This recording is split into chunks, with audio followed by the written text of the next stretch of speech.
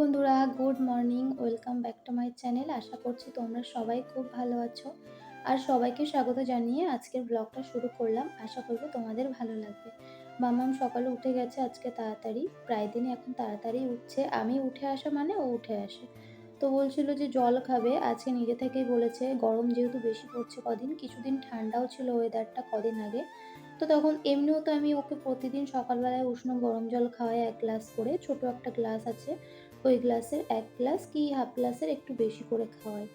তো জল খাওয়ার পর একটুখানি খাওয়ার পরে বলছিল আর খাবে না, বায়না করছিল, তো আমি আর জোর করে খাওয়াইনি। আজকে সকালে ওকে খিচুড়ি করে দেবো। বেশিরভাগ দিন রাত্রেবেলায় ওকে খিচুড়িটা দিই, কিন্তু আজকে সকালে দেবো। আজকে সকালে আর রান্না করব না। ওই একটু বেলা করে রান্নাটা বসাবো একবারে।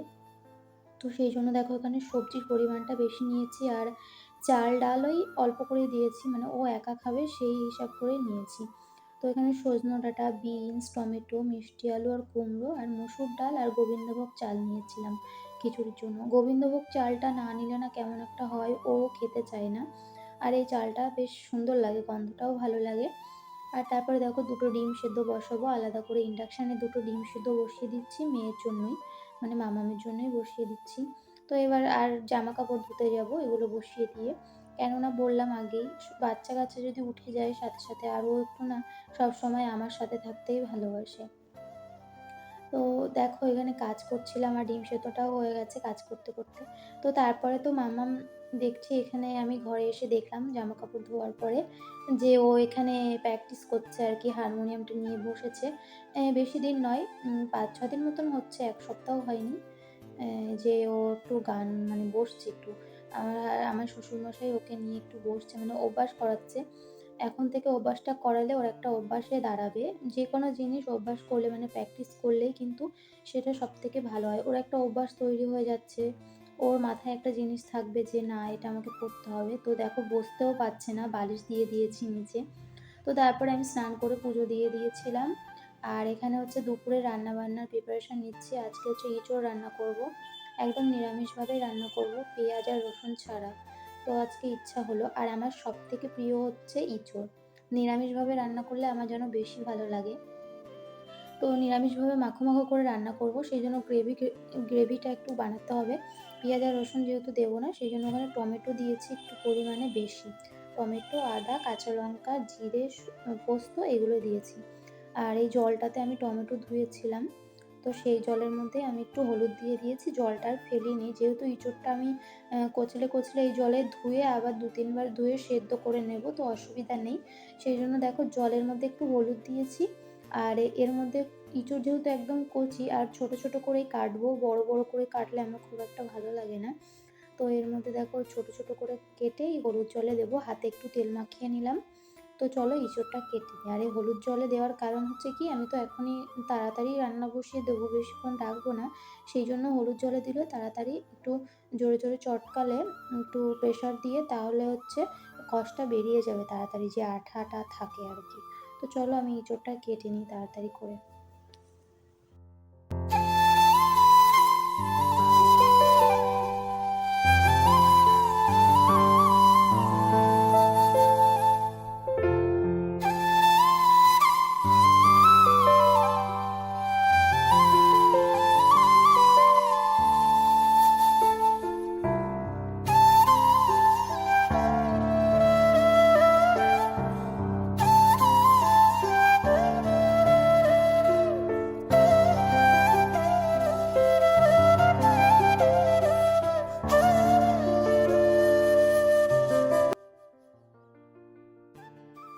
এঁচোড়টা একদমই কিন্তু কচি, দেখতেই পাচ্ছ। আর একটা দুটো বড়, বড় ছিল। ১ম দিকে বড়, বড় কাটা হয়ে গেছিলো। আমি ছোট করে নিয়েছি। বেশি নয়, অল্প ছিল। প্রায় অল্প পরিমাণ ছিল, সেগুলো ছোট করে নিয়েছি। আর এখানে দেখো কারেন্ট চলে গেছে, সেইজন্য কিন্তু একটু আলো কম লাগছে। একটু পরেই কারেন্ট চলে আসবে। আর আমার রান্নাঘরটা না একটু ছোট। তো আমার অসুবিধা হয় না, কিন্তু হঠাৎ করে যদি কেউ দেখে তো মনে হবে যে একটু ছোট, অনেকটাই ছোট। তো সেইজন্য একটু কাজ করতে আমি মানিয়ে নিয়েছি, অতটা অসুবিধা হয় না। আর এইটুকুনি জায়গার মধ্যে আমি একবারে গুছিয়েই নিচ্ছি, না হলে ওই রান্না করতে, করতে একবার উপর নিচ হতে না আমারই যেন আমি ক্লান্ত হয়ে যাই। তো যাই হোক, একবারে মশলাটা বেটে, মশলা বলতে জিরে, আদা, কাঁচা লঙ্কার বদলে আমি হচ্ছে পাকা লঙ্কা দিয়েছি, তাহলে একটু কালার আসবে আর খেতেও একটু টেস্ট হবে। আর পোস্ত নিয়েছিলাম এখানে। আর টমেটো হচ্ছে পেস্ট করে দেবো না, ওটা হচ্ছে যখন এই মশলাটা আমি কষাবো তখনই দিয়ে দেবো। একটু লবণ দিলে টমেটোর সাথে টমেটোটা গলে যাবে। তো এখানে দেখো মশলাটা একবারে বেটে তারপরে রান্নাটা বসাবো। ওদিকে ভাত বসিয়ে দিয়েছি, ভাতটা হতে, হতে আমার এদিকে সবজি কাটা, ধোয়া, বাটা সবকিছুই হয়ে যাবে। আর ২ পাশে গ্যাসের ওভেনে আজকে ভেবেছি একটু আমের টক করবো, জল টক মতো। আর এই দিয়ে ব্যাস, আমার তো সবথেকে প্রিয় হচ্ছে এই এঁচোড়, আর যেটা হচ্ছে কচি হবে। কিছু, কিছু এঁচোড় হয় না কদিন পরে হচ্ছে একটু শক্ত হয়ে যায়, আমার ওটা আবার ভালো লাগে না। আর বেশি ভালো লাগে নিরামিষভাবে রান্না করলে।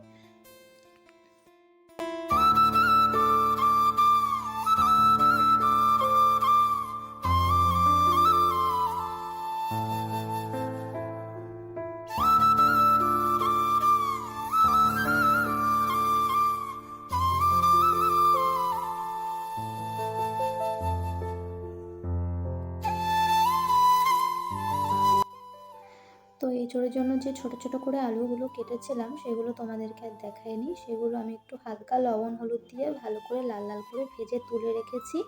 আর তুলে রাখার পর তারপরে সেই তেলে আরেকটুখানি তেল দিয়ে আমি জিরে, তেজপাতা আর শুকনো লঙ্কা ফোড়ন দিয়ে আমি যে মশলাটা বেটেছিলাম শিলপাটায়, সেই মশলাটা দিয়ে একটু কষিয়ে নিয়ে তার মধ্যে একটুখানি জল দিয়ে দেখো আবার ভালো করে কষিয়ে নেব যতক্ষণ না তেল ছাড়ছে মশলাটা থেকে। তাড়াতাড়ি তেল ছেড়ে দেবে। খুব সুন্দরভাবে কষানো হয়েছিল মশলাটা। মশলা যত ভালোভাবে কষানো হবে রান্নায় কিন্তু টেস্ট ততটা মানে ততই সুন্দর আসবে টেস্টটা। তো দেখো তেল ছেড়ে দিয়েছে, এবার আমি একটু লবণ আর হলুদ দেবো। আর সাথে টমেটো কুচিয়ে রেখেছিলাম যে টমেটোগুলো সেগুলোও দিয়ে দেবো।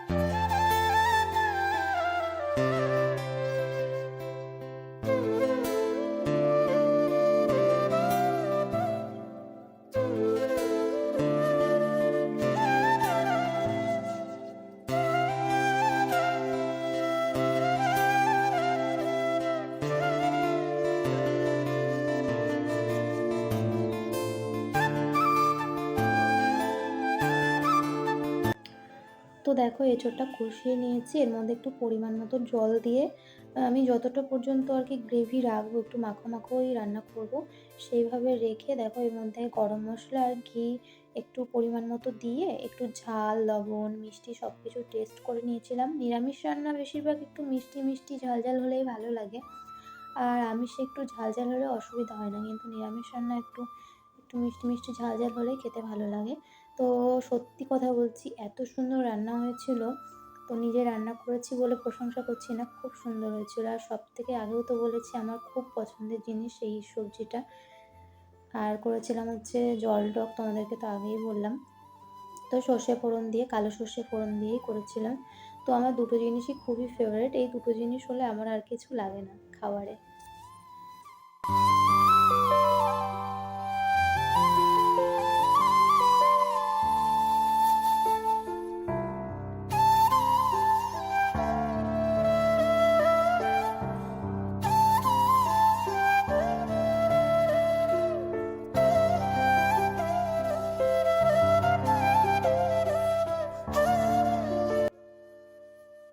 এখন হচ্ছে সন্ধ্যাবেলা। তো সন্ধ্যাবেলা এসেছি রান্নাঘরে, একটু টিফিন বানাবো। আমার মামামের আবদার হচ্ছে আজকে সন্ধ্যাবেলা চাউমিন খাবে টিফিনে। সেই জন্য দেখো জলটা ফুটে উঠেছে। এর মধ্যে চাউমিনগুলো দিয়ে ঢেকে রেখে দেবো। তো ফ্রিজে ছিল কিছু মটরশুঁটি, মটরশুঁটি বার করে নিয়েছি। আলাদা করে তো আর গরম জল করা হয়নি। সেই জন্য এখান থেকে একটু গরম জল তুলে তারপর হচ্ছে বাটির মধ্যে মটরশুঁটি ভিজিয়ে রেখেছিলাম। বেশি নয়, অল্প পরিমাণে। তো এই চাউমিনটা এখন আমি সেদ্ধ করে আর রান্না করি না চাউমিনটা।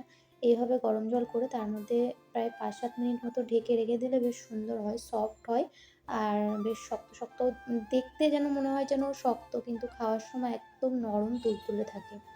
এখানে আজকে চাউমিনটা একটু অন্যভাবে রান্না করব। দেখো মটরশুঁটি দিয়েছি, আর দেবো একটু লেবুটা আমি ভেবেছিলাম দেবো, কিন্তু লেবু আমার দেওয়া হয়নি। এখানে আলু একটু কুচিয়ে নিয়েছি, একটু মোটা মোটা করে দিয়েছি, বেশি সরু করিনি। আর এখানে একটু গোলমরিচ নিয়েছি, একটু শুকনো কড়াইতে একটু নেড়ে চেড়ে তারপরে হচ্ছে গোলমরিচটা হামানদিস্তাতে গুঁড়ো করে নিয়েছি। তো চলো আজকের মতন ব্লগটা আমি এখানেই এন্ড করছি। দেখা হচ্ছে পরের ব্লগে, কেননা ব্লগটা অনেকটা বড় হয়ে গেছিলো, আমি একটু ছোট করেই তোমাদের সঙ্গে শেয়ার করলাম। চলো বাই।